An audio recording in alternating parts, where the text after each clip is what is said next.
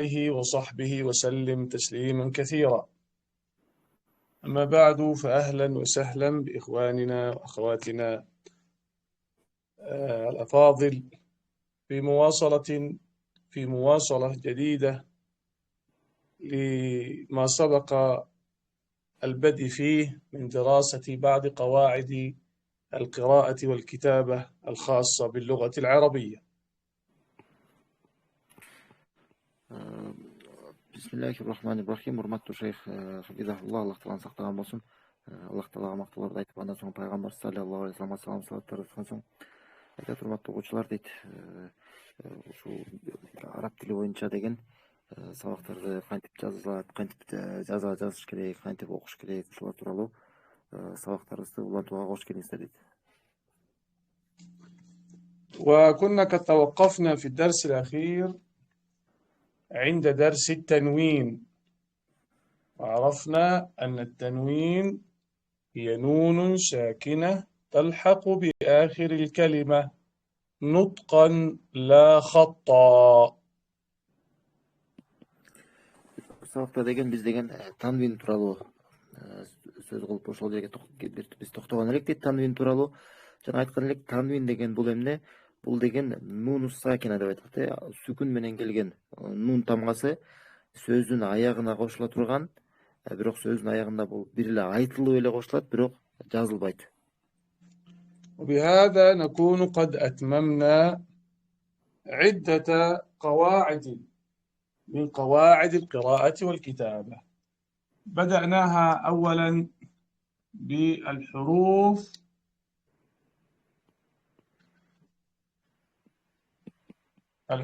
ما أدري الخط واضح يا أبا إسماعيل أم في صعوبة؟ نعم، واضح شيخنا. الحروف الهجائية،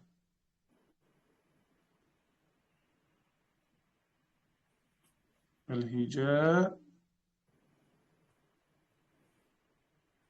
ثم أخذنا بعد ذلك بعد الحروف الهجائية الحركات الثلاثة،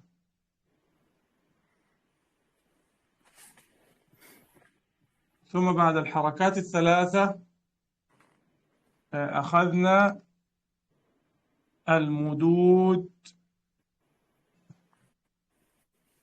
الثلاثة،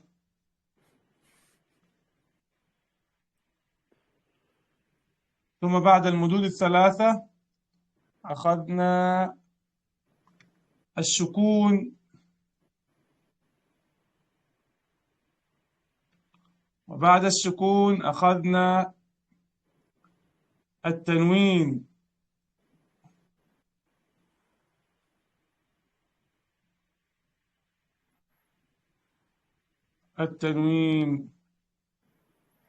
فهل هناك أحد من الإخوة عنده إشكالية في هذه القواعد التي أخذناها أم نبدأ في قاعدة جديدة مباشرة؟ Эми устаз айтат, биз мына ушул өткөнкү сабактар менен алган эрежелерибиз менен араб тилиндеги тамгалардын жазылышы боюнча, сөздөрдүн жазылышы боюнча жана окулушу боюнча бир топ эрежелерди бүтүрдүк. Мисалы кайсылар алганбыз дейт, мына биринчиден биз биринчи сабакта башында деген араб тил тамгалары, алфавиттин тамгаларын алган элек, ошол тууралуу окуган элек. Андан соң деген الحركات الثلاثة 3 حركات тууралуу, фатха, кесра, домма тууралуу сабакта буну дагы биз баяндаган элек. Андан соң созулма үндүлөр, 3 созулма үндү, бул тууралуу дагы сөз кылган элек. Андан соң сүкүн тууралуу дагы өткөн сабакта баян кылдык. Андан соң танвин жана ушул мына алынган буга чейинки биз өткөн эрежелер тууралуу кимдин бир суроолору барбы, түшүнбөй калган жактарыңыздар барбы дейт, же болбосо жаңы теманы баштай берелиби дейт. Суроолоруңуздар барбы, түшүнбөй калган жактарыңыздар барбы? Сурап алсаңыздар болот азыр.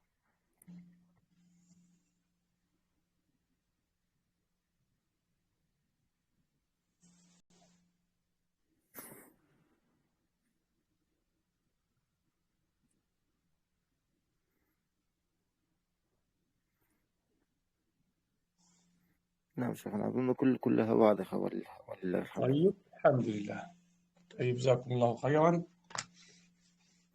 إذا نبدأ بإذن الله تعالى في درس جديد، وهو الحرف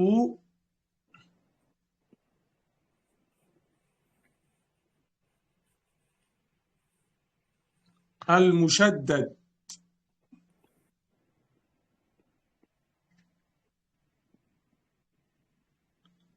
أو المضاعف. تارة يطلق عليه المشدد، وتارة يطلق عليه المضاعف.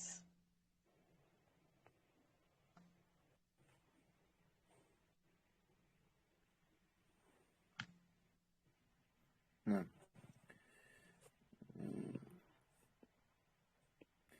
Keyinki деген анда биз ала турган тема деген бул الحرف المشدد деп айтылат арабча, же болбосо المضاعف деп дагы айтылат деген. Бул эмне дегенде бул катар айтылган эки тамга тууралуу, кайталанып катар айтыла турган эки тамга деген тема. ما هو الحرف المشدد وما هو الحرف المضاعف؟ الحرف المشدد يعني الذي عليه شدة، هذه تسمى علامة الشدة. السين الصغيرة هذه، السين الصغيرة هذه تسمى شدة، يعني لو كبرتها تكون شكلها هكذا، توضع فوق الحرف، نضعها فوق الحرف. ما الغرض منها؟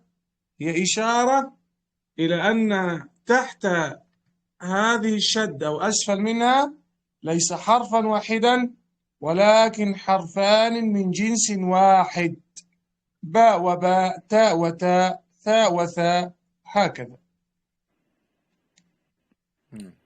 Эми бул харф ал мушаддат деген мааниси эмне? Ошо бунун өзүнүн белгиси бар. Мына шадда белгиси деп коет. Мына мындай шейх көрүп турасыздар өзүңөр. Мына мындай син тамгасы бул тамганын үстүнө жазылат. Үстүндө жазылган ушундай син тамгасы болгон ушундай белги. Бул качан ушу тамганын үстүндө турганда, мына тамганын үстүнө жазылат экен. Анан эмнени түшүнөбүз? Мындай жаза турганда, бул белги турганда, демек бул жерде деген бир эле тамга эмес. Бул жерде ушул бир түрдүү болгон тамгадан экөө турат. Бир түрдөн болгон тамгадан экөө турат. Демек ошол жерде эмне эки бирге айтыла турган тамга деген маана. مثلا كلمة لكن هناك نقطة أيضا، هناك نقطة أن الحرف المشدد هذا الذي عليه هذه العلامة أصله حرفان، الحرف الأول منهما ساكن والثاني متحرك بأحد الحركات الثلاث أو بإحدى الحركات الثلاث. مثلا كلمة حب،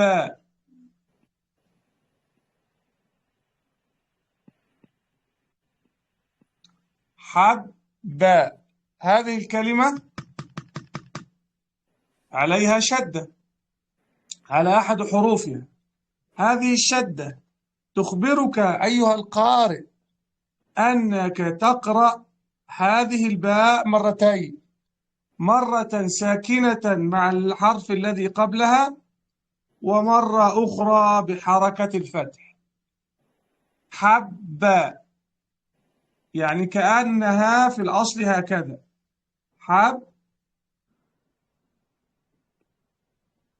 باء. Эми дагы айта кетиш керек, бул шадда тууралуу. Негизи демек могу шадда тургандан кийин демек эмне түшүнөт экенбиз? Бул жакта эки тамга деп түшүнөт экенбиз. Эки тамга бар. Жана ушул эки тамганын биринчиси бул сукун менен болгон тамга. Мына өткөнкү сабакта алдык эле, сукун менен турат. Сукун менен болгон тамга. Ал эми экинчиси болсо, ошол эле тамганын кайра кайталанышы, ошону эмне болуп калат? Ал деген бул 3 харакаттын бирөөсү менен келген тамга болот. 3 харакаттын бирөөсү менен келген тамга. Мына көрсөңөр, мисалы алдыңыздарда мына хабба деген сөз турат. Хабба деп турат. Мына көрсөңөр, үстүндө эмне турат? Шадда белгиси турат. Демек бул жакта эмне дедик? Эки тамга бар экен. Ба тамгасынан экөө турат. Биринчиси сүкүн менен Экинчиси мына үстүндө фатха тургандан кийин демек фатха менен мына алдында көрсөңөр мына хаббанын астында шейх жазып койду. Мына демек эмне экен бул минтип үчөөгө бөлсөк кандай болуп калат экен? Хаб деп болот. Хаб анан ба деп көрүсүздарбы? Мына алдыңкы жазууда мына анык көрүнүп турат. يعني لو جينا نطبق هذه الكلمات فسنقول حب حب بر بر بر وعد عد أقف أولا بالسكون على الحرف ثم أعيد قراءته بأحد الحركات الثلاثة بر أو بري أو بروا وهكذا حبي أو حبة أو حبوا. Мына көрүсүздарбы? Мына 3 мисал. Үчөндө тең мына анык түшүнсө болот мына ушул эрежени. Мына хабба деп мына хаб деп биринчиден сүкүндөн токтойт экенбиз. Анан ба деп мына улантып кетип атабыз. Экинчи тамгасына көрүсүздарбы? Мисалы бар ра дегенде да бар деп токтоп атабыз сүкүн менен, анан ро деп улантып кетип атат. Мисалы адда дегенде да көрүсүздарбы? Ад деп мына бир мүчө менен токтоп калып атат, анан да деп улантып кетип атат. Мына ушунун баары эмне экен? Демек үстүндө мондай шадда белгиси менен эле ушундай кыскартылып окуп койсо болот. من يستطيع أن يشترك معنا في القراءة بارك الله فيكم؟ Ким катышып ким окуп берет дейт мына ушуларды? Ким окуп берет? Микрофондорду күйгүзүп окуй берсеңиздер болот.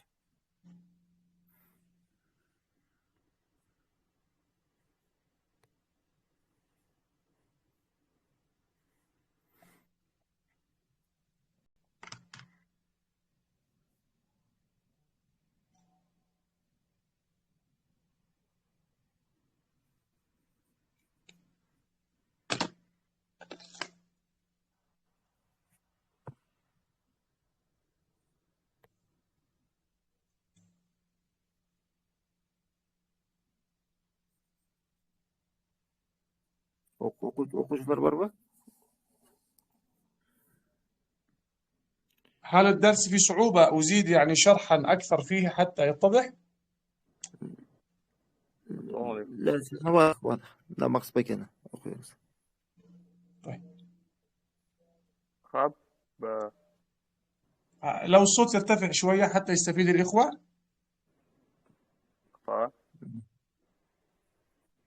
خطرك خب نعم برو نعم قد نعم خب نعم. وهنا أيضا الذي أسفل ثم رائع لما رائع ذر جميل بارك الله فيك ما شاء الله قراءة ماتعة بارك الله فيك.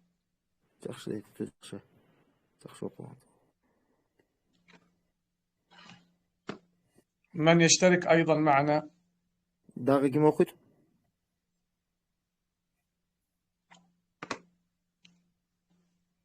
السلام عليكم ورحمة الله وبركاته. وعليكم السلام ورحمة الله وبركاته. بمسلم أهلا وسهلا. حب رائع بر رائع عد رائع ثم رائع لما رائع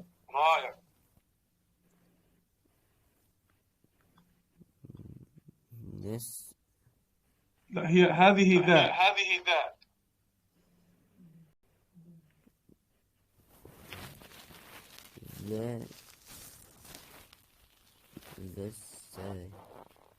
لا لو قرأناها ذا ذر جميل وراء جميل وراء. طيب هل يريد أحد أن يشترك؟ Дагы جزاك الله ким خير يا شيخ مسلم بارك الله فيك. микрофондорду күйүп окуй бересиздер.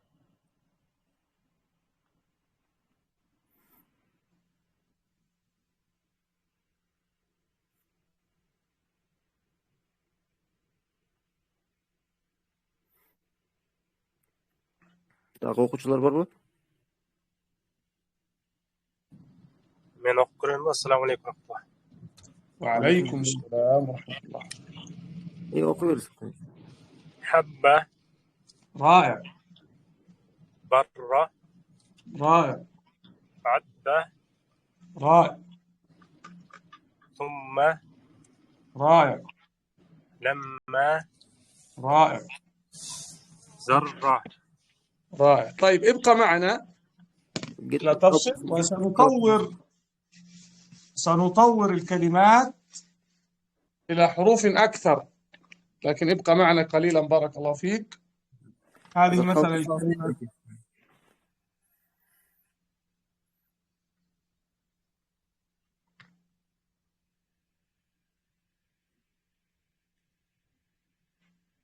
هكذا مثلا.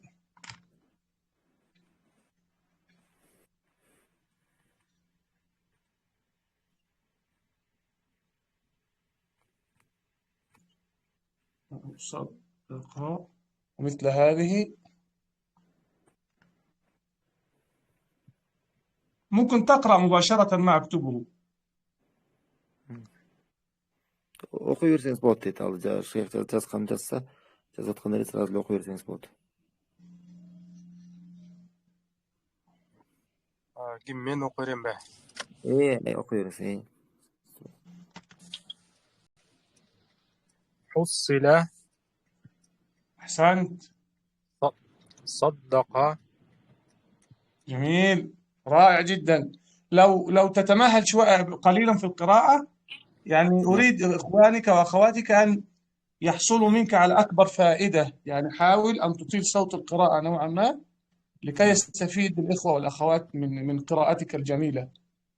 Сиздин ушу жакшы окуганыңыздан башка дагы окугандарыңыз пайда алуусу үчүн дейт, сиздин окуганыңыздан кичине жайыраак окусаңыз жакшы болот дейт да. Жайыраак окусаңыз, узагыраак сөздү кичине созуп жайыраак окусаңыз.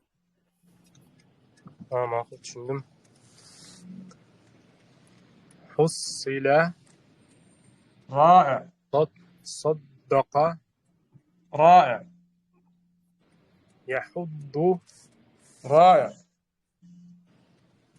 يظن, رائع جنة, رائع قدر, رائع ذرة, رائع ذرة, رائع رائع رائع ذرة رائع رائع.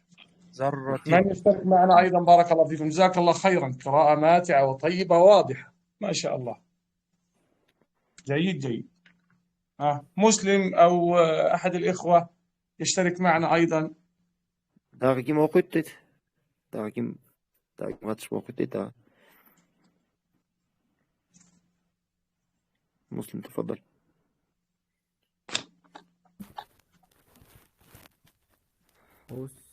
سلام. حصي لأن أريد أن أنبه على نقطة أيضا، ومسلم معنا وأبا حصي إذا كانت الشدة، إذا كانت الحركة أسفل حركة الشدة فهي كسر، إذا كانت أعلاها فهي كسر. فنقول مثلا حصي، لكن هنا قلنا صد دا. لماذا كنا بالفتح هنا؟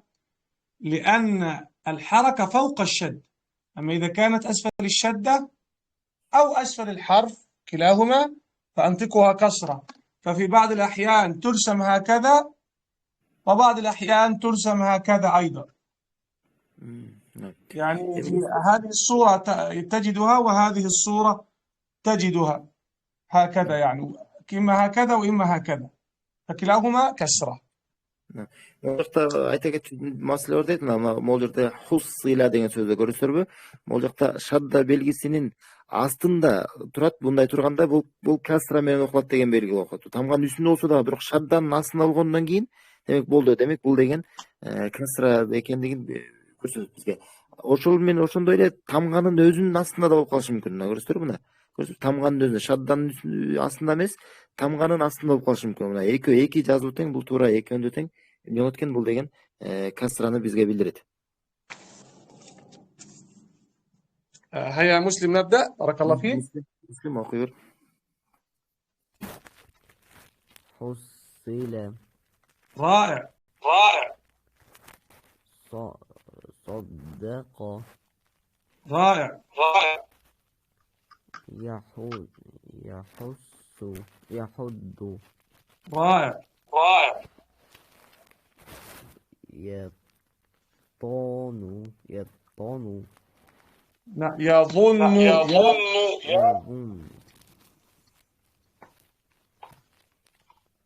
نعم رائع. يظن. جنتي رائع. قدر رائع. ذرة رائع جدا. بارك الله فيك. هل يريد أحد يشترك معنا؟ Дагы ким окуйт дейт? Дагы ким окуп айтат дейт?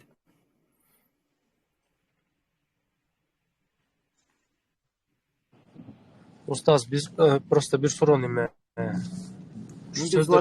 котормасын айтып коюп турасызбы? أنا يسأل مني يعني أن ترجم معنى الكلمات. نعم. هذه الكلمات مأخوذة من القرآن الكريم. حصل ما في الصدور التحصيل يعني جمع. التحصيل الجمع. حصل ما في الصدور التحصيل الجمع. تحصيل الجمع. نعم جمع الأشياء. حصل ما في الصدور، جمع ما في صدور الناس من أقوال وأعمال وأفعال، يعني كانت تحوك في صدورهم. حصل ما في الصدور. في سورة تقريبا الزلزلة، إذا زلزلت الأرض زلزالها وأخرجت الأرض أثقالها قال الإنسان ما لها يومئذ تحدث أخبارها من ربك أوحى لها. لا أتذكر تقريبا السورة، لكن هذه حصل يعني جمع. حصل جمع. نعم. Мындай дейт эми сөздөрдүн мааниси бул сөздөр Курандан алынган сөздөр дейт. Мисалы хуссила деген сөз дейт. Жалпы эми бул мындай айтканда Аллах Таала мисалы Куранда хуссила ма фи судур деп айткан, көкүрөктөгү нерселер чогулганда дейт, жыйналганда деген мааниде деп айтат. Ошо айтып жатат. وأيضا صدق يعني أقر. صدق يعني أقر. التصديق هو الإقرار. صدق. Бул экинчи, бул саддака деген бул эми тастыктаган сөз, эми чындыкка алган сөз тастыктады деген мааниде. ويحض يعني يحث على الفعل. يعني أقول مثلا المسلم يحض إخوانه على الصلاة، يعني يحثهم أو يؤزهم أو يشجعهم أو يرغبهم هكذا. يحض деген сөз деген бул деген үгүттөп жатат деген сөз. Үгүттөйт деген сөз. Мисалы качан бир мусулман мисалы айта алса, мисалы муслим яхудду ихванаху ил-сала деген сөз, мисалы мусулман өзүнүн туугандарын намазга үгүттөп жатат деген сөз. Яхудду деген эмне экен? Үгүттөп жатат деген сөз. ولذلك جاء في السورة ولا يحض على طعام المسكين. ولا يحض لا يدعو الناس ولا يحثهم على طعام المسكين وعلى التصدق على الفقراء. Misal Kur'an'da gen ولا يحض على طعام المسكين деп, misal al дейт. Кембагалды, şu бечараны тойгузганга үгүттөгөн эмес деп келип Аллах айтып жатат. аларды тойгузганга, аларга жакшылык нерселер сарптаганга, кайрымдуулук кылганга ал үгүттөгөн эмес деп мына Куранда келип жатат. نعم. وكلمة يظن يعني يعتقد هذا الأمر. الظن هنا، الظن معنى كلمة الظن هو التردد بين أمرين أحدهما أقوى من الآخر. أحدهما أقوى، هذا كلمة يظن. مثلا أقول لك أظن أن محمد في المسجد، يعني بنسبة 70% أنه أو 80% أنه في المسجد، ليس بنسبة 100%. فالظن هو تجويز أمر على أمر آخر. هذا كلمة الظن، تجويز أمر على أمر آخر، وهو بخلاف الشك واليقين. بخلاف الشك واليقين. فالشك استواء الأمرين في درجة واحدة، أما اليقين هو الجزم بأمر واحد. الظن مرحلة بين اليقين ومرحلة بين الشك. فالظن تجويز أمرين أحدهما على الآخر، تجويز أمر من أمرين بنسبة تفوق على أحدهما. يظن يعني يعتقد. أو وضحت الصورة يا إسماعيل؟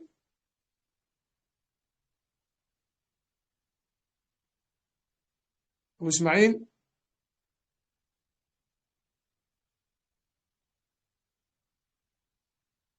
السلام عليكم. وعليكم السلام شيخ. واضح الصورة الآن؟ بارك الله فيكم. تمام شيخ.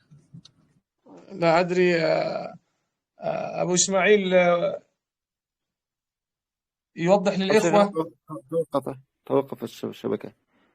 طيب أعيدها مرة أخرى الشرح ولا واضحة كلمة الظن؟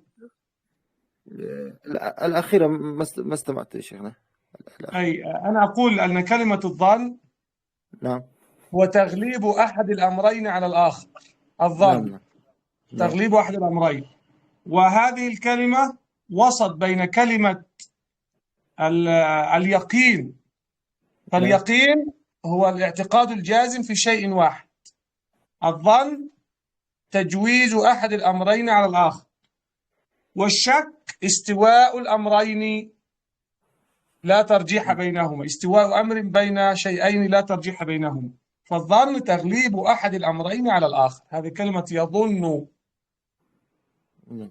Бул жакта мына язунну деген сөздүн мааниси болсо деген бул мисалы бизде божомолдоп жатат дегендей, ал ойлоп жатат деген маанини айтабыз. Бирок деген так ушул сөз тууралуу, мына язунну деген, зон деген сөз тууралуу ошо божомолдоо дегенде бул айырмалап билиш керек да. Мисалы мынтип айтылат дейт. Мисалы язунну аннаху фил масжид деп айтса, ал ойлоп жатат, ал мечитте болуш керек деп ойлоп жатканда, бул мындай да, эки нерседен анда бир эки ою бар, ошо экөөнүн бирөөсүнө көбүрөөк божомолдоп жаткан болсо, ошол тууралуу айтат, мен ойлоп жатам, ал мечитте болуш керек деп. Мисалы бул так айтылганда эмес дейт. Мисалы айырмалап билиш керек дейт. Якын деген бар. Якын деген бул так билүүсү. Мисалы мен билемин, мына ал мен ойлойм, мен ал мечитте деп мына так айтат да, бул якын деген, бул анык бекем ишеним менен айтып жатат. А эми анан ошол менен бирге дагы шек деген бар. Шек деген бул эмне? Бул деген эки ою тең, бирок бирдей деңгээлде. Ал мүмкүн ал мечитте, мүмкүн мечитте эмес, билбейм, бир деңгээлде мен шектенип жатам деген маани. Ал эми мо язунну деген, бул божомолдоо деген, кайсы бир экөөнүн бирөөсүнө көбүрөөк ишенип жатканда, көбүрөөк ойлоп жатканда, ошондо айтат, мына мен божомолдоп жатам, мен ал язунну деп айтат. Ал язунну ал ошол ал мечитте деп, мисалы мечитте эмес экендигинен мына көбүрөөк мен ишенип турам дегенде, ошондо язунну деген сөз колдонот. Демек эмне экен? 3 түшүнүк бар экен. Якын деген бар, адам демек мына бекем ишенип турат, ал бекем билип турат 100%. Анан мисалы 50/50 деп коебуз. Мисалы шек болуп турганда экиде эки ою тең бирдей, ал мечитте же мечитте эмес экенин билбейт, шектенип турат. А эмне экен? Бул качан язунну дегенде бул көбүрөөк божомолдоп жатам деген сөз. Көбүрөөк божомолдоп, бир экөөнүн бирөөсүнө көбүрөөк ишенип турат деген маани.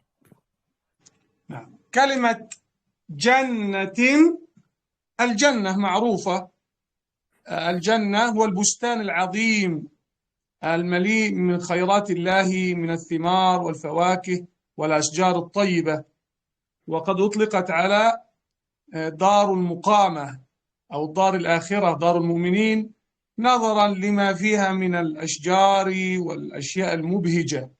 جنة. Эми жаннатин деген сөз, жанна деген сөз эмне? Бул белгилүү, жаннат. Айтылат эми бул эмне? Жаннат деген бул бакча деген сөз. Улуу бир бакча. Аллах тааланын бир улуу бир бакчалары, көптөгөн жакшылыктар менен, Аллахтан болгон бир нематтар менен ошо толтурулган көптөгөн жакшылыктар ичинде бар. Көптөгөн ар түрдүү кооз болгон, ушундай бир көркөм болгон бак-дарактар бар. Бул эмне деп бул башка аталышта Дарул Мукама деп айтылат. Ошо муумундар ал жакта дайым боло турган ушундай бир жер. Бул эми жаннат бул эми белгилүү. وسبحان الله هذه الكلمة لو تحركت الحركة إلى أسفل هكذا أصبحت جنة، والجنة الجنة بعد تحريك الحركة إلى أسفل هنا كانت جنة مفردة، كلمة مفردة جنة، جمعها جنات، لكن لو تحركت الكسرة إلى أسفل أصبحت جنة، أصبحت جمع ويقصد بها الجن، جمع الجن، جن، جني وجني وجني يسمون جنة، جنة من الجنة والناس. Бул жакта карасаңыздар, бул жаннат деген сөз, бул бейиш дедик, жанна деген. Анан бул деген өзү жекелик сан эле да, жекелик сан. Бул бир бакча деген сөз. Эми көптүк түрдө болсун анда жаннат болмот эле. Жаннат болсо, бул деген анда мына бакчалар деген. Анда бул көптүк түрүндө болуп калат эле. Эми могу жанна деген сөздүн деген мунун бир харакаты өзгөрүп калса, мисалы жиннатун болуп калса, бул анда көптүк түрдөгү ошо жиндин маанисин берет бизге. Жиндер. Жиндер бул аялдар болобу, эркектер болобу, айырмасы жок менен баардык ошолордун түрү эмне? Жекелик түрдө деген жиндер деген ошо жиннатын деп айтып калат. وأيضا قدر يعني وضع القدر المناسب للشيء أو الفعل أو الفكرة. قدر يعني أعد الفكرة المناسبة أو الفعل المناسب أو المقدار المناسب، هذا معنى كلمة قدر. Эми каддара деген бул деген өлчөдү, бир нерсени белгиледи деген мааниде, бир кандай бир өлчөм болобу, же кандай бир иш болобу, ошону бир белгиледи деген мааниде. وذرة يطلق على أمرين، إما يطلق على الأمر القليل جدا، أمر قليل جدا يقال عليه ذرة، الأمر على الشيء القليل جدا، أو يطلق أيضا على النملة، على النملة يقال عليها ذر. فذرة معناه الشيء القليل جدا، من مثقال ذرة، مثقال ذرة يعني مثقال شيء قليل جدا في التقدير. Эми кийинки сөз зарра деген сөз деген бул ушундай бир кичинекей нерсе жөнүндө айтылат дейт. Бир ушундай өтө бир кичинекей болгон бир нерсе тууралуу зарра деп айтылат дейт. Же мисалы бул ушундай сөз мисалы кумурскандагы ушинтип айтып коет дейт. Бир кичинекей кумурскандагы зарра деп айтып коет. Мисалы Куранда келгендей мithqala зарратин деп айтылат да. Ушундай зарра өлчөмүндөгү деп мааниси дейт. Жана кенедей деп айтылат го, биз кенедей. Ушундай бир кыпындай бир кумурска сыяктуу, бир кыпындай эң бир майда ушундай кичинекей бир нерсе сыяктуу деген мааниде. شيخنا وأيضا هناك الكلمة جنة، نعم يا شيخنا؟ جنة. نعم الجنة، نعم الجنة بالضم أيضا بهكذا، يعني الوقاية أو الحماية. يقال الصيام جنة، يعني وقاية من شيء أو حماية من شيء. أحسنت. نعم. ошондой эле дагы бул мисалы могу жанна деп анан жинна деп айттык го, ошондой эле сыяктуу жунна болуп калса дагы башка сөз болуп калат. Жунна болсо, бул деген жунна деген бул калкан деген сөз. Адам мисалы сактана турган, коргоно турган өзүнүн калканы болот, ошол эмне жунна деп айтылат. Анан деген мисалы хадисте келгендей сыяму жунна деп айтылган. Орозо бул деген калкан деп айтылган, бул аны адамды бир жамандыктардан тосо турган. وهذا سبحان الله من جمال اللغة العربية وقوتها، أن كلمة واحدة بنفس الحروف تؤثر وتغير فيها الحركات في معناها وفي نطقها اليسير، لكن تغير في المعنى الشيء الكثير. يعني هذه جنة وقاية، جنة هو عالم ومخلوقات أخرى، جنة هي زروع وثمار وبساتين. سبحان الله. Эми карасаңыздар мына ушул араб тилинин байлыгы жана кооздугун мына ушул мисалдан көрсөңүздөр болот дейт. Мисалы бир эле тамгалар менен, бирдей эле тамгалар менен жазылган сөз, анан бирок мындай харакаттары өзгөрүп калуусу менен кандай ар түрдүү ар кайсы маанилерди берип кала атат дейт. Мисалы жанна дегенде мына бул бакчалар, өзүнүн бакчаларды, бак-дарактарды камтыган, ушундай бизге бакчаны түшүндүрөт. Качан жин болуп калса ошо жиндер аламы, бизге жиндер тууралуу сөз болуп калып атат. Жунно болгондо жанагындай биз айткан калкан сыяктуу болуп калат. Калкан тууралуу. طيب، هل الإخوة عندهم استعداد لنأخذ قاعدة جديدة أم نكتفي بهذه القاعدة ونزيد عليها بعض الكلمات؟ Эми шейх сурап жатат, силер азыр даярсыздарбы жаңы теманы алганга же болбосо дагы башка бир сөздөрдү ушинтип алып, ушул теманы дагы жакшылап кененирээк бышырып алалыбы дейт.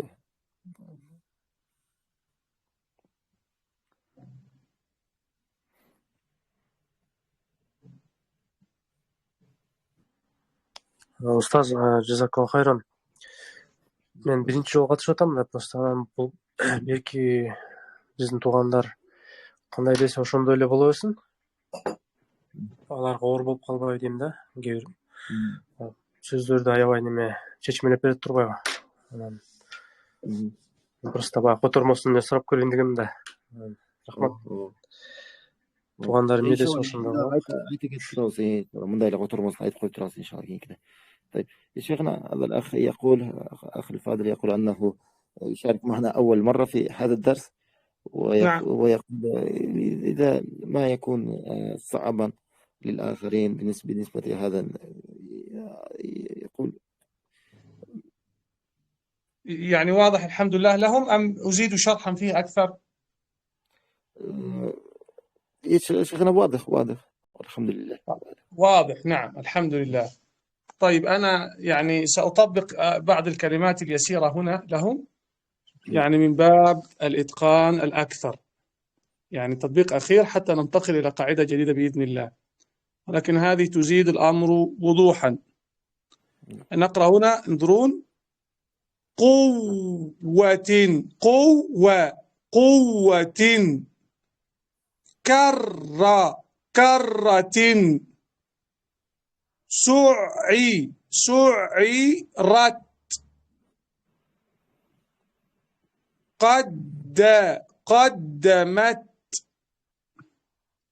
قدمت، كذبت، زوي. انظروا هنا، وضع لنا الحركة أسفل الحرف. زوجت، سجرت، فجرت، سيرت، عطلت. أريد بس يعني ولو مشاركة واحدة من أحد الإخوة يقرأ هذه الكلمات معنا لتزداد رسوخا وكيفية قراءتها لبقية الإخوة والأخوات. Эми дагы башкаларга дагы жакшыраак пайда болуусу үчүн ушуларды окуп берсеңиздер жакшы болот. Ким катышып окуп берет? Ушул дагы башка дагы мисалдарды. هل الصورة واضحة عندكم يا إسماعيل؟ نعم شيخنا، واضح الحمد لله. الحمد لله. كيف قلت؟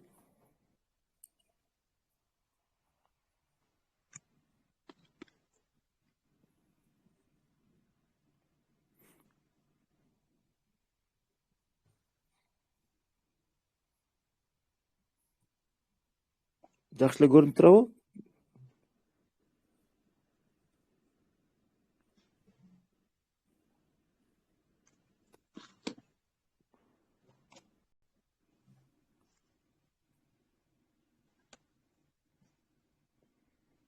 Окуучулар барбы? Максат байке окуйсузбу?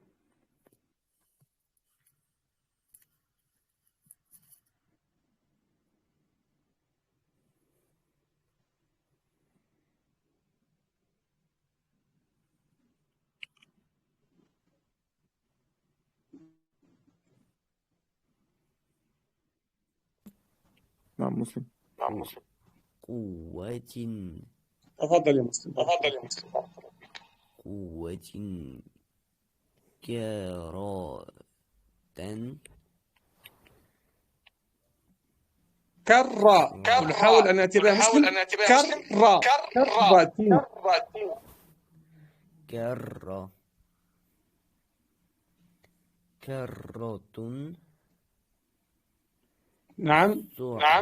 سعر تام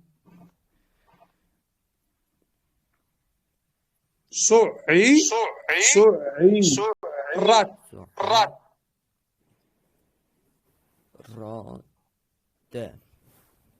رات لأن هذا ساكن. حركة السكون في القراءة. رات. سكون.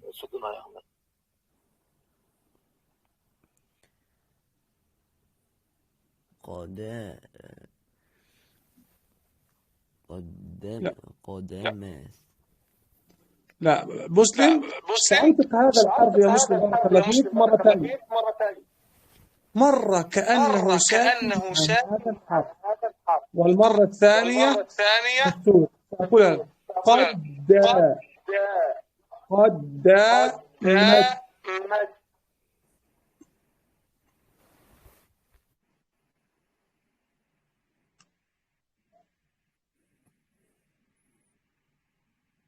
مسلم ميكروفون açık oldu.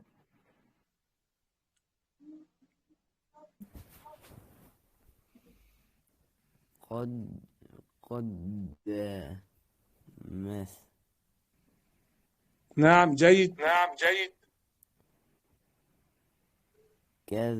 كذبت. رائع جدا يا مسلم. زوجت. لا هذا سأنطقه لا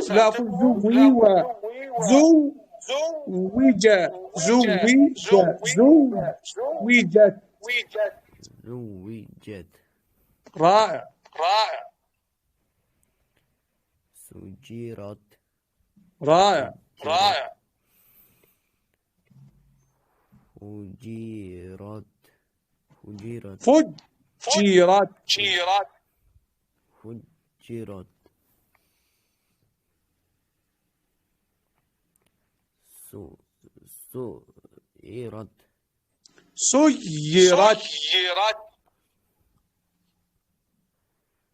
عطلت. أحسنت. بارك الله فيك يا مسلم. بارك الله. من الأشياء الفنية إسماعيل التي يراعيها القارئ في قراءته أنه يقف وقفة يسيرة على الحرف الساكن في الشدة، فيقول مثلا قوة، فيقف وقفة يسيرة فوق الحرف الساكن في داخل الشدة. قوة. سعرت أقف وقفة أظهر فيها السكون. Бұл жақта тағы маанилүү айта кетчү нерсе бар дейт. Мына ушул шадданы айтып жатканда дейт. Бунун ичинде биз айткан болчубуз, биринчи тамгасы бул сүкүн менен дегенлик. Качан ушу сүкүн менен болгон тамганы айтып жатканда кичине эле бир токтолуш керек дейт ушул жерде. Токтолуп, мындай кичине кармап айтып кетиш керек дейт. Мисалы, мына кувватин дегенде көрсөң, мына вауда биринчисинде мына кичине токтолуш керек. Кувватин деп мына кичине токтолуп, ушул шадданын ичиндеги сукунга кичине кармалып айтып кетиш керек. Же мисалы, суират дегенде да көрсөң, мына айында да кичине токтоп, суират деп мындай кичине токтолуп, кичине кармай кетиш керек.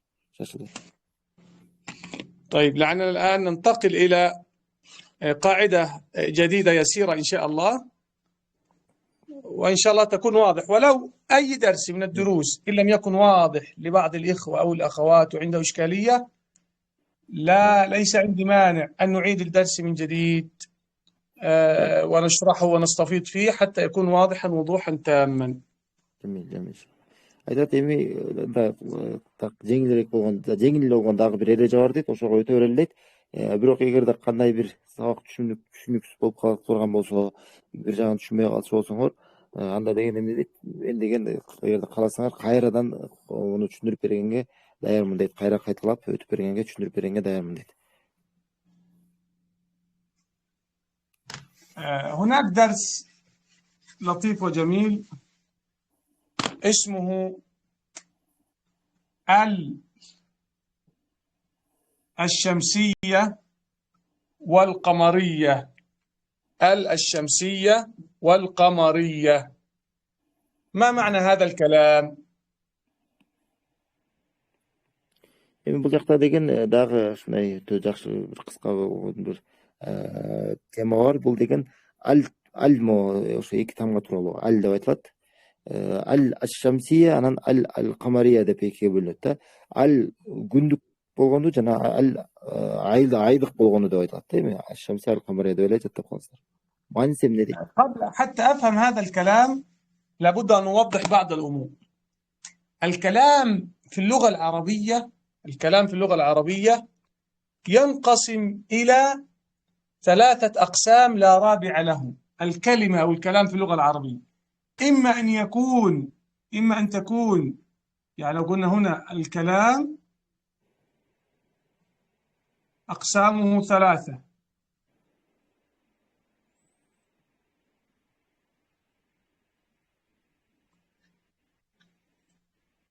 هذه أقسام الكلام في اللغة العربية، إما أن يكون اسم أو فعل الحرف. هذا أقسام الكلام في اللغة العربية. كل الكلام الذي نتكلمه أو تقرأه في المصحف أو تسمعه من خطيب أو في محاضرة، كل هذا الكلام إما أن يكون اسما أو فعلا أو حرفا. Эми билишибиз керек эти ар бир сөздөр кайсы гана сөз болбосун араб тилинде бул сөздөрдүн баарысы тең 3 түргө бөлүнөт араб тилинде. 3 түргө бөлүнөт. Анан бул деген кандай болуп бөлүнөт дегенде мына исм болуп бөлүнөт биринчи бөлүгү. Анан фе'л деп бөлүнөт жана харф деп. Мына ушул 3 түргө бөлүнөт. Араб тилиндеги баардык сөздөр жана 4-үнчүсү жок. Баардык сөздөр ушул 3 түргө бөлүп койсо болот.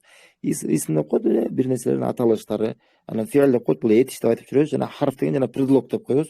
Неме аффикс деп айтылат. Мына предлог сөздүн алдына келе турган бир предлог бул харф деп. Ушул 3кө бөлүнөт сөздүн баары тең. Ушуну билиш керек. نحن يقصد معنا الآن أو سنكون نشرح في مسألة الحرف. تمام، سنأخذ هذا القسم نلقي عليه الضوء اليسير في هذا الدرس حتى يتضح معنا. سنتكلم الآن عن الحرف، إذا لا داعي إلى الاسم ولا شيء. الحرف. Эми азыр мына харф тууралуу сөз кылсак дейт, мына харф тууралуу эмне деп айттык? Мына сөздө келген предлог тууралуу, мына бул ушул тууралуу сөз кылабыз дейт азыр. الحرف هذا نوعان. الحرف كحرف نوعان: حرف مبنى وحرف معنى. حرف للمبنى وحرف للمعنى. ما معنى كلمة مبنى وما معنى كلمة حرف مبنى ومعنى؟ ما معنى كلمة مبنى ومعنى كلمة معنى؟ Эми харф деген бул өзү экиге бөлүнөт деп айтат. Эки түрү бар дейт. Биринчи мабна үчүн келген дейт. Биринчиси мабна үчүн келген, экинчиси болсо мани үчүн келген дейт. Мабна деген ошо сөздүн түзүлүшү үчүн келген, мана деген сөздүн бир мааниси үчүн келген. Мааниси эмне дейт мындай сөздүн? Эмне мындай бөлүнүштүн мааниси эмне? يقصد بكلمة مبنى يعني الحروف التي تتكون منها الكلمة وتتألف منها الكلمة، بحيث لا يمكننا أن نستغني عن حرفا واحدا منها. مثل كلمة مثلا قلم، قلم، فهي القاف حرف مبنى، واللام حرف مبنى، والميم حرف معنى. بمعنى أنني لو أزلت حرفا أو قال اختل المعنى معي، لا يستفيد منها المستمع شيء. فإذا حروف المبنى لا يجوز ولا يصح حذفها نهائيا، لأن الكلمة تبنى بها كأنك تبني مبنى، فكأنك تبني مبنى، فلا يجوز حذف شيء منها. هذا بالنسبة لحروف المبنى. Эми мабна дегенден ошо мабна үчүн келген тамгалар деген мааниси бул деген ошо сөздөн түзүлө турган тамгалар. Ошол тамгалардан сөздөр түзүлөт. Ушул харф деп тамга деп айтылат араб тилиндечи. Кандай тамгалардан сөз түзүлсө, ошолор мына харфтар деп айтылат. Мисалы ошол мааниси эмне? Мисалы калам деген, мисалы 3 ушул харфтан турган сөз, калем деген. Эгерде ушунун мисалы бир тамгасы жок болсо эмне болот? Анда маани жоголуп кетет. Көрсөңөр, демек сөзсүз түрдө ошол сөздүн түзүлүшүн бизге берген тамгалар ошол мабна үчүн келген харфтар деп аталат. نعم جيد. حرف المعنى لا يختلف غير المبنى. حرف المعنى يضيف معنى جديدا فوق المعنى الموجود في الكلمة. حروف المعاني تضيف معاني جديدة فوق الكلمة فتوضحها وتحددها. المهم أننا نستفيد معنى جديدا، مثل كلمة قلم نقول مثلا بالقلم، قلم. عندما أضيف لها حرف الباء هكذا، أضفت لها حرف الباء. حرف الباء هذا الذي أضفته، أو اشرح لهم كلمة معنى أولا.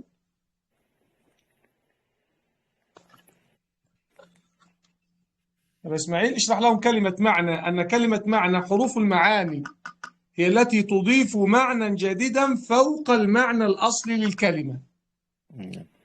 Эми бул харф маани үчүн келе турган деген мааниси бул ушундай бир тамгалар келет дейт. Ошол сөзгө деген сөздүн бир өзүнөн түзүлбөйт, бирок деген сөзгө дагы кошумча маани бере турган тамгалар болот. Сөзгө дагы кошумча маани бере турган тамгалар. ولذلك لو أضفت مثلا حرف الباء هنا هتبقى بقلم. الباء هذه ليست من حروف المباني، يعني ليست من مكونات الكلمة، لذلك من الممكن أن أستغني عنها، أقول قلم. لكن لو وضعت الباء أمامها، لو وضعت الباء أمام الكلمة كلمة قلم، هذه الباء أضافت معنى جديدا على القلم، فقلم يعني الآلة التي أكتب بها. أما وضع الباء قبلها، كتبت بالقلم يعني كتبت مستعينا بالقلم، فالباء هنا تعني الاستعانة بالقلم على الكتابة، فأضافت لي معنى جديدا على كلمة الآلة التي هي القلم. وضحت لك يا إسماعيل؟ نعم. Бул эми көрсөтөр мына калем деген сөз мисалы турган, бул калем деген белгилүү бизге калем. Адам жаза турган. Ана эми жаза турган куралы. Эми бир калем болуп калса, мына көрсөтөрбү? Сөздүн башында мына ба харфы кошулуп кала турганда, маани башка маани болуп калат. Мына бул маани да кошумча маани кошуп бул жака келип калат. Кандай болсо, мисалы калем менен деген маани келип калат. Мисалы актубу бил калам десе, мен калем менен жазып атам. Калемдин жардамы менен калемди колдонуп жазып атам деген маани берип калат. Могу бир калам деген сөз. Бир калем ба деген эме качан харф кошула турганда кошумча маани болуп калды. Эмне болуп калды? Калем менен, калемдин жардамы менен деген маани чыгып калды. نعم. ولذلك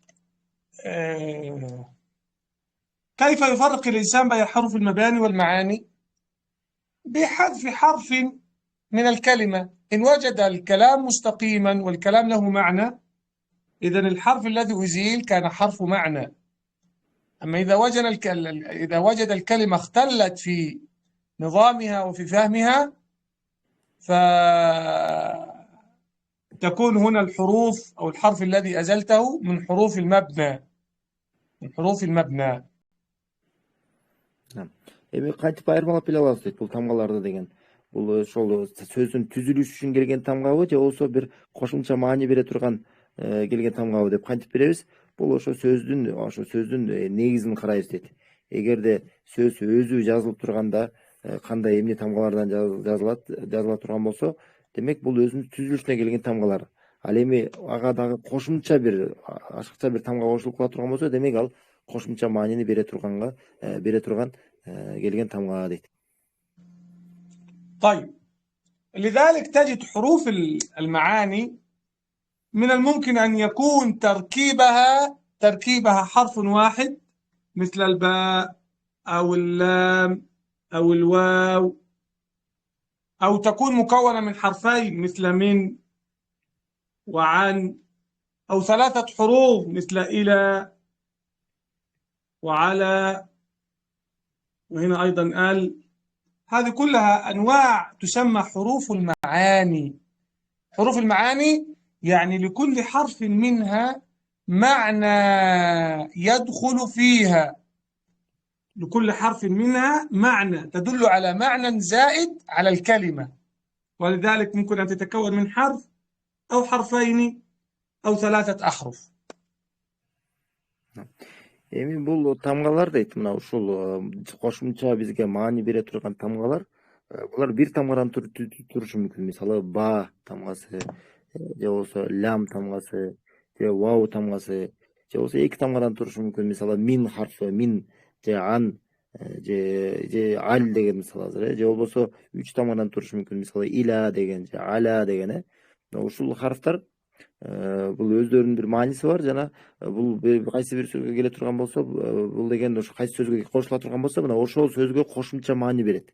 Ошол сөзгө бир кошумча маани бере турган ошол тамгалар болуп эсептелет. ونحن سنحتاج من حروف المعاني المقدمة هذه كلها من أجل كلمة ال أو حرف ال، يطلق عليه كلمة صحيح ويطلق عليه حرف صحيح. ال هذه ما قصة ال؟ ولماذا سنلقي الضوء على كلمة ال؟ Буга чейин ушунун баарын эмнеге айтып жатык дейт, мына аль үчүн дейт. Мына ушул аль демек түшүнүктүү болду. Бул деген эмне экен? Кошумча, бул маани бере турган ушундай харфтан болуп эсептелет экен.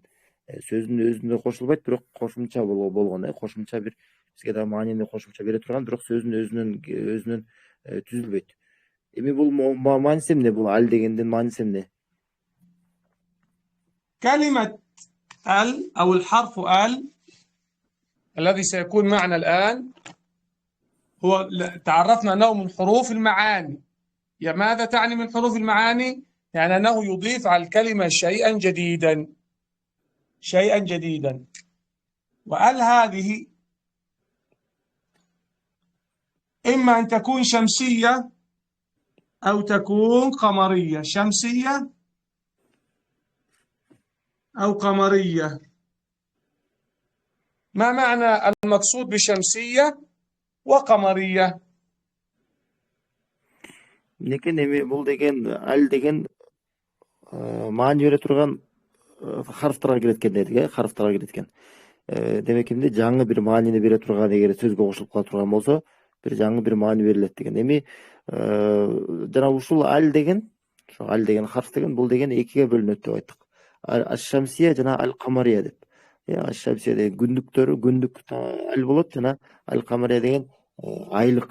Ошо ай менен ошо аталган, ушунун аталыштары айлык деген аль харфы. الشمسية اللام لا تظهر فيها عند القراءة، اللام تختفي. وال القمرية اللام تظهر فيها عند القراءة. فاللام القمرية أو ال القمرية، لذلك بعض الناس يقول عليها لام قمرية وبعضهم يقول عليها القمرية، الأمر فيها واسع. فمعنى كلمة قمرية أي أنك تجدها في لسانك عند القراءة، والشمسية تجدها تختفي من لسانك عند القراءة، لكن لا تختفي من الكتابة، فقط من اللسان، فقط من اللسان. أما الكتابة فلا بد أن تكون موجودة. мааниси эмне бул качан Шамсия деп айтканда деген бул деген ушул жакта мына эки тамга турбайбы, мына алиф анан лям. Ушул жакта лям деген бул окулбай калат. Сөзгө келгенде бул лям окулбайт, бул жашыгын окуат. Бирок жазылат. Жазылышында турат, бирок окулбайт да. Ал эми ал камария деп айтканда деген, ал камария дегенде бул деген ал турат, бирок бул жактагы деген лям деген бул окулат дагы, жазылат дагы. Бул сен айтып атканда мына тилиңден сезесиң дейт. Мына ал деп мына лыны айтылат да. Биринчи Аш-Шамсия дегенде бул деген окулбайт эле. طيب مثل كلمة ماذا مثلا؟ نأخذ الشمسية ونضع عليها الضوء، نؤجل القمرية شيئا ما. الشمسية، الشمسية هذه، الشمسية هذه لها حروف معينة، عندما تأتي بعدها تختفي اللام هذه من النطق. ما هي حروف الشمسية؟ هو حرف، اشرح هذه النقطة يا أبا إسماعيل. حروف معينة عندما تأتي بعدها تؤثر على اللام فتختفي اللام من نطق اللسان. Бул көрсөтөр мына ал Аш-Шамсия деп айтканда мына бул деген мааниси лям окулбайт дедик. Бирок кайсыл учурда окулбайт? Андан кийин кээ бир тамгалар бар. Ошол тамгалар кошулуп кала турган болсо, ошол лям алдан кийин келе турган болсо, ошол тамгалардын таасири менен бул лям окулбай калат.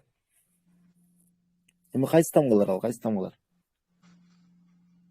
تقريبا 13 حرف سنعرفها الآن من حروف الهجاء التي أخذناها.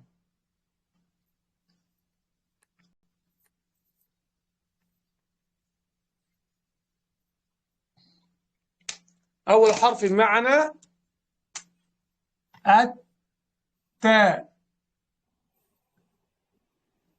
والحرف الثاني الثاء، والحرف الثالث الداء. واضح الكتابة عندكم؟ نعم. الداء، الذاء، الراء، الزاء، الصاء، الضاء، الطاء، الظاء، الضاء، الناء، الناء. بس أعتقد هذه الحروف فقط حروف الشمسية. إذا الحروف التاء واللام أيضا، اللام، اللا. نعم، عندنا كم حرف؟ 1 2 3 4 5 6 7 8 9 10 11 12 حرف. 12 حرفا معنا من الحروف الشمسية التي تؤثر على اللام فلا تظهرها عند النطق. Мына ушул 12 тамга келгенде, мына алдан кийин келсе, бул деген 12 тамга ушул алга таасир этип, лям деген ушул учурда окулбай калат. Мисалы кайсылар дегенде, мисалы атта, мисалы көрсөтөр, мында ал деп окулбай калат, мына атта болуп мына тыга эле өтүп кетип атат. Мисалы атта, адда, азза, арра, азза, асса, الضاء، الطاء، الضاء، الذا، اللا، النا، اللا. Көрсөтөр, ушулар келгенде эмне болот? Бул жакта лам окулбай калып атат. Кийинки тамгага эле өтүп кетип атат. أنا أتخطى اللام في النطق، أقول التاء التاء أتخطاها في النطق. الثاء الداء الضاء، مثلا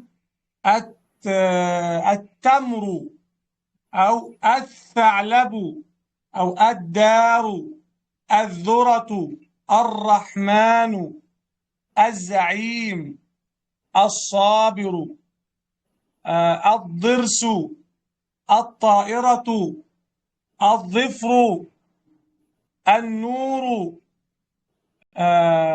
اللحم، وهكذا. هذه كلمات يعني بحرف اللام، يعني أتخطى فيها اللام وأقفز، أخذ الألف مع التاء مباشرة، مع التاء مباشرة، أو الحرف الذي بعد اللام مباشرة أقفز من فوق اللام.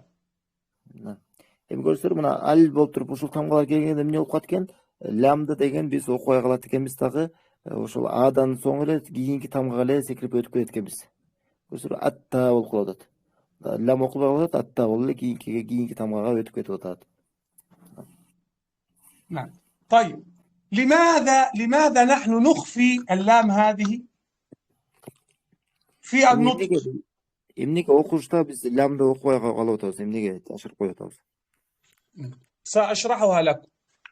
هذه الحرف متحرك وحرف ساكن، أصلها كذا، تقرأ كذا، حرف متحرك وحرف ساكن، لا ينفصل أحدهما عن الآخر، بل هما على بعضهما البعض كلمة أو حرف معنى. Эмнеге дегенде мына ал деп турат. Көрсөтөр мына ал бул эки тамгадан турат. Биринчиси харакат менен, экинчиси сукун менен. Ал деп мына эки тамгадан турат, анын өзүнүн бир мааниси бар да. والحرف الذي يأتي بعدها دائما يكون مشددا، دائما يكون مشددا، مثلا الصاء، فالأصل فيه صاء وصاء، الأول ساكن والثاني متحرك. Жана мындан кийинки келе турган тамга бул дайыма бул деген шадда менен болот. Шадда менен болот. Көрсөтөр мына мисалы ассо деген сөз болсо, ассо деп калды. Көрсөтөр биринчиси сукун менен, экинчиси харакат менен. والحرف الساكن لا نستطيع أن ننطق به، لابد أن يكون قبله حرف متحرك حتى أستطيع النطق بالحرف الساكن. فأصبحت عندنا مشكلة، حرف ساكن تلاه حرف ساكن، وهي قاعدة تسمى التقاء الساكنين. ففي التقاء الساكنين إما أن يحرك أحدهما أو يلغى أحدهما من اللسان، لكي أستعير هذه الحركة وأدمج هذا الحرف معها. وضحت؟ Көрсөтөр мына бул жакта эмне болуп калат? Эки сүкүн кошулуп, араб тилинде эреже бар. Эки сүкүн бирге кошулбайт деген маани.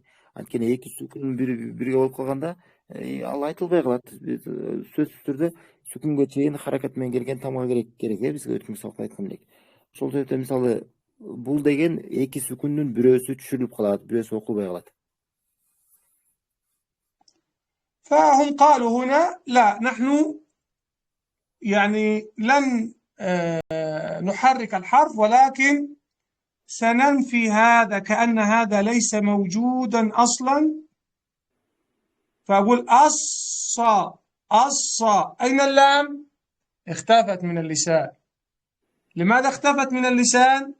لأنه لا يمكن أن آتي بحرفين ساكنين خلف بعضهما البعض. فأقول الصا، فكأن هذه ليست موجودة أصلا في النطق، لكن في الرسم عليك أن تبقيها موجودة. Көрсөтөр бул жакта өзү ушундай некен бул жазылат экен, бирок окулушун ушул себептүү биз эки сүкүн келип калгандыктан эмне болуп калат, бирөөсү деген айтылбай калат экен. شيخنا وإحدى الأخوات يعني ذكرت وقالت أن بقي أيضا الشين والسين من حروف الشمسية. نعم نعم، أحسنت، بارك الله فيها، أحسنت. نعم، أنا أقول باقي شيء هما نعم السين والشين، بارك الله فيها. Дагы мына айтылбай калган экен, бул жакта дагы эки جزاك тамга الله خيرا، نفع الله بها. эки نعم бизден السين дүнүйгө والشين келип أيضا. Аллах ыраазы болсун дейт, жакшылыгын берген болсун дейт. Мына шин жана син тамгасы дагы бул ошол аш-шамсия тамгаларына кирет. نعم نضيفها للإخوة تعميم كما ذكرت الأخت الفاضلة. السين والشين من الحروف الشمسية، من الحروف الشمسية، بارك الله فيها، يعني الحروف التي تؤثر على اللام في النطق فتخفيها من اللسان كبقية الحروف. نعم. Бул мына шин анан син дагы эмне экен, могу башка тамгалар сыяктуу эле ал дагы лямга таасир этип, жана лям окулбай кала турган ушундай тамгалардан болуп эсептелет. نعم، يعني لعلنا هكذا يعني يكون الإخوة فهموا. لا أريد أن أثقل عليهم بقواعد أخرى وكلمات كثيرة. لعل الدرس يكون واضح الآن بالنسبة للام الشمسية. هل هناك إشكالية في فهمها أو في نطقها أو في معرفة كيف جاءت ولماذا لا ننطقها وهكذا وما معناها وما أصلها؟ Түшүнүңүздөр дейт, болду ушу менен токтойбуз дейт. Көп эреже болуп кетпешин дейт, көп сөздөр болуп кетпешин дейт, оор болбошун.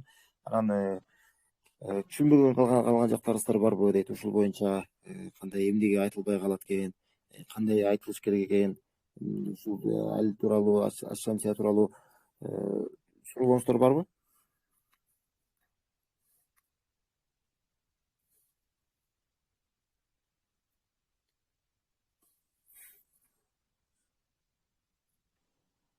Сурооңуз деле жок, устаз.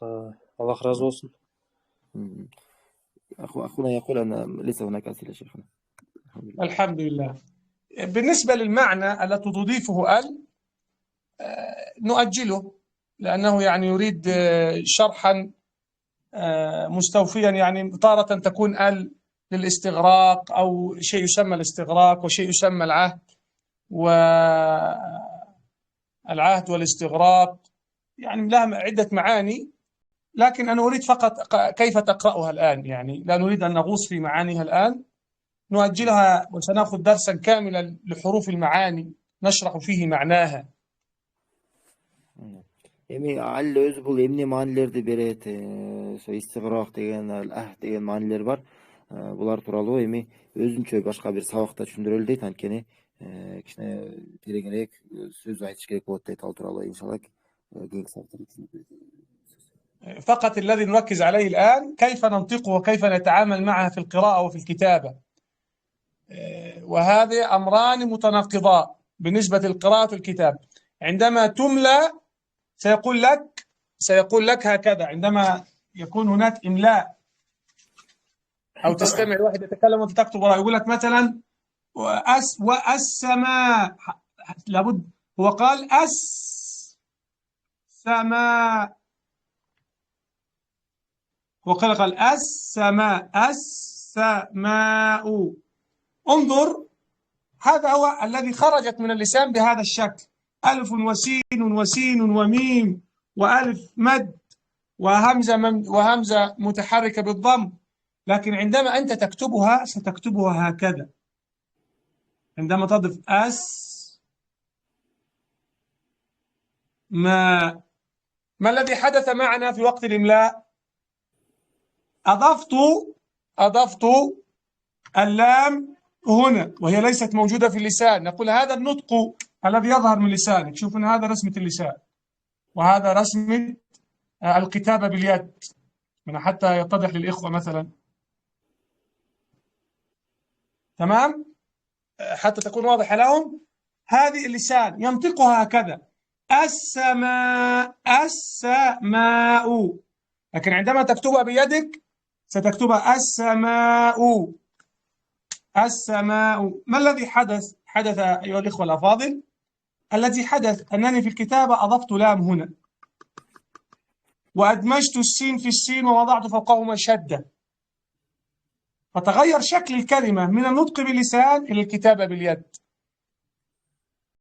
وكذلك أيضا أنت عندما هذا بالنسبة عندما تملى عليك، وأنت عندما تقرأها أيضا ستقرأها هكذا، تقرأها هكذا، لكنها هي مكتوبة هكذا. يعني نريد أن يعني نراعي هذه في قراءاتنا وفي فهمنا حتى يكون الإملاء صحيحا. نعم. бул жакта мындай واضح айтайын إسماعيل؟ достор.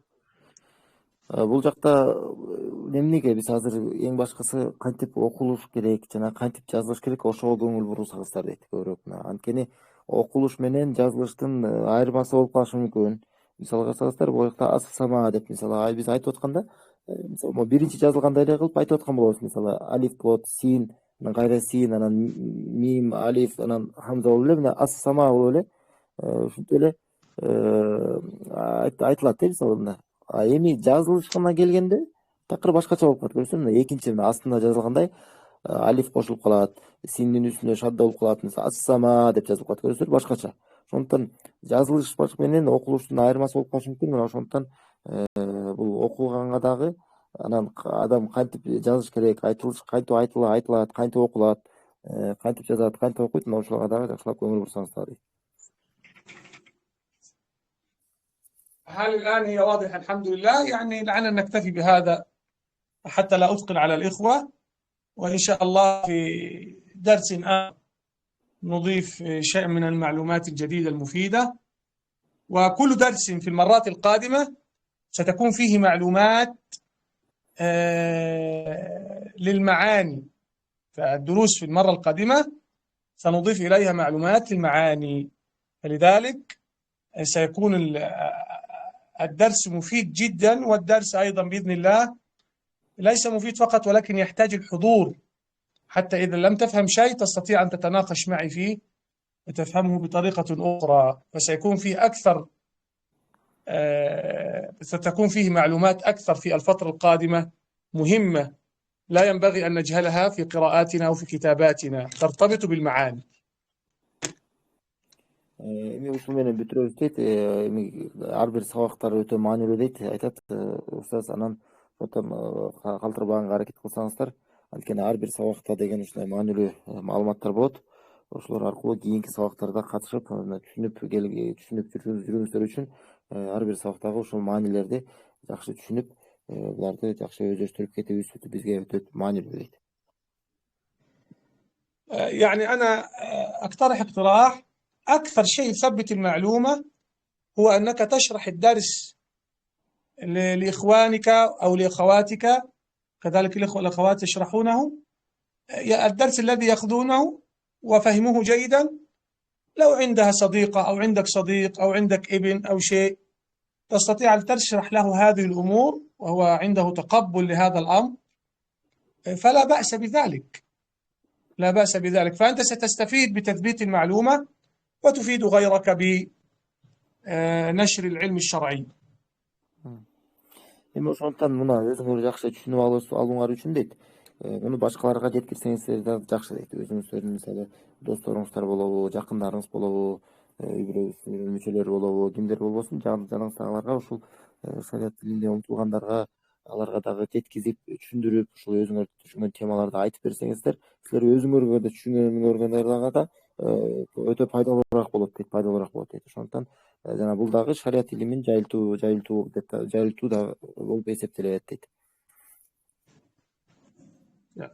وبهذا نكون قد انتهينا على خير من درس اليوم. أسأل الله العلي العظيم أن يكون هذا الدرس مفيدا للإخوة والأخوات. وما أدري يا إسماعيل، هل هذا القدر يعني وقت زائد نقلل منه حتى لا نرهق الإخوة وهكذا، أم هو مناسب؟ Сураймын дейт, Аллах Таала ушул сабакты бизге пайдалуу болгон болсун дейт. Анан сурап жатат, ушул азыркы сабак ушундай өттүк, бул силерге узак болуп калбайт экен дейт, же кааласаңыздар кичине кыскараак өтүп туралыбы дейт сабакты.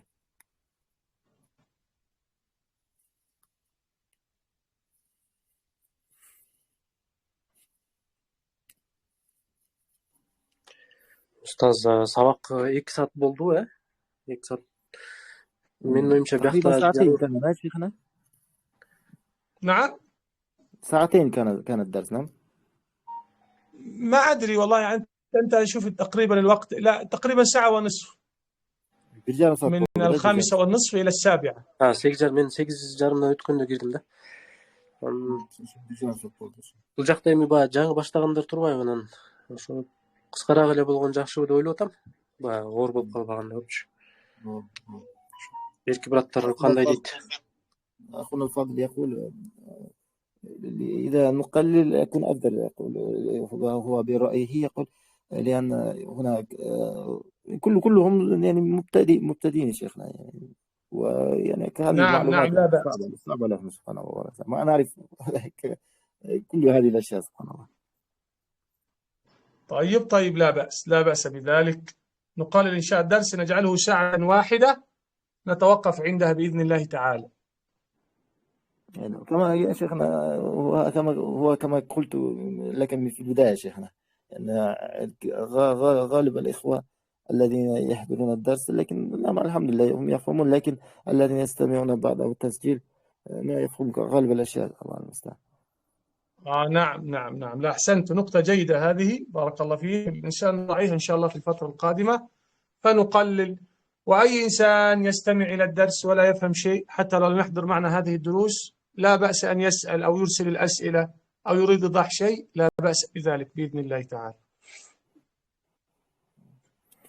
حتى لو يريد شرح الدرس من جديد له خاصا به، ليست هناك مشكلة، نرتب ونشرح له الدرس بطريقة جديدة بإذن الله. Qaysi эми түшүнбөй калсаңыздар, оор болуп кала турган болсо дейт, ар учурда шейхке кайрылып сурасаңыздар болот дейт. Анан эгерде оор болуп түшүнбөй калган жактарыңыздар болсо, өзүнчө дагы индивидуально дагы сабак кылганга даярбыз дейт, түшүндүрүп бергенге. جزاكم خيرا. جزاك الله خيرا. اللهم امين. هل هناك اي اسئله متعلقه بالدرس او خارج الدرس؟ بارك الله فيكم.